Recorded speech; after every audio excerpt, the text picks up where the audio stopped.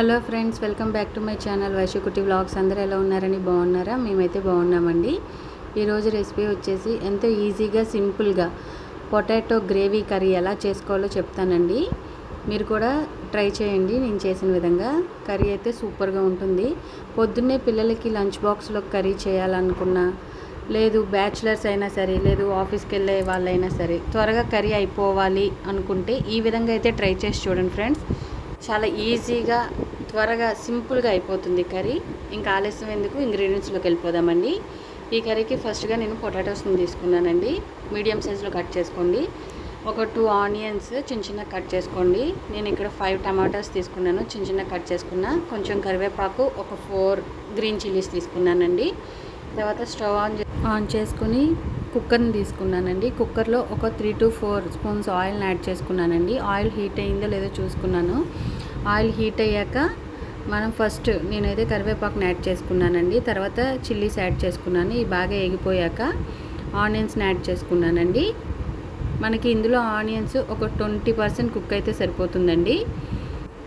చక్కగా ఒకసారి కలిపేసుకుని ఒక 5 minutes ఆనియన్స్ని కూడా యాగనివ్వాలండి. ఇదిగోండి, ఇక్కడ ఆనియన్స్ అయితే ఒక 20% కుక్ అయినాయి.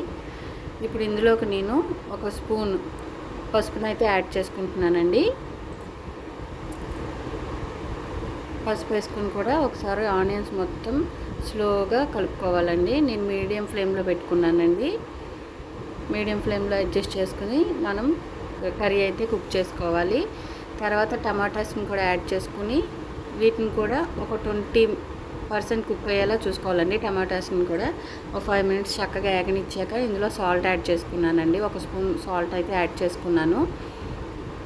ఒకసారి మొత్తం అంతా కర్రీని కలిపేసుకుంటున్నానండి, టమాటాస్ ఆనియన్స్ని.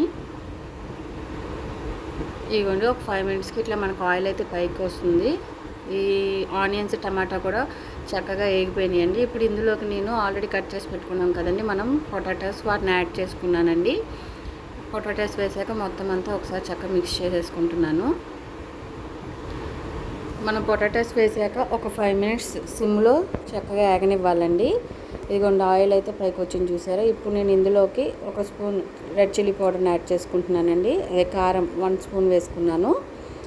కారం వేసుకున్నాక ఒకసారి కర్రీ మొత్తాన్ని కలుపుకుంటున్నానండి.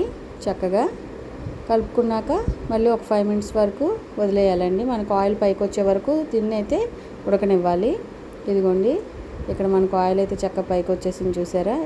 ఇప్పుడు మనం వేసుకున్న అన్ని ఇంగ్రీడియంట్స్ చక్కగా వేగిపోయినాయండి. ఒక 50% వరకు వేగితే సరిపోతుందండి. ఇప్పుడు నేను దీంట్లోకి ఒక చిన్న టీ గ్లాసు వాటర్ అయితే యాడ్ చేసుకున్నాను.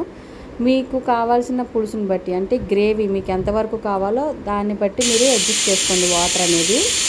నేనైతే ఒక చిన్న టీ గ్లాసులో అడ్జస్ట్ చేసుకున్నానండి. తర్వాత మూత పెట్టేసి ఒక 2 విజిల్స్ వస్తే సరిపోతుందండి. మన కర్రీ అయితే ప్రిపేర్ అయిపోయినట్టే. ఇదిగోండి, నా కర్రీ అయితే రెడీ అండి. ఇక్కడ మనకి 2 విజిల్స్ వస్తే సరిపోతుందండి. దుంపలు కూడా చక్కగా కుక్ అయిపోతాయండి.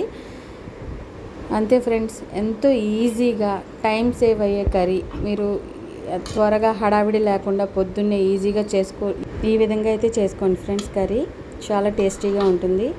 అంతే friends, thank you. Please subscribe my channel.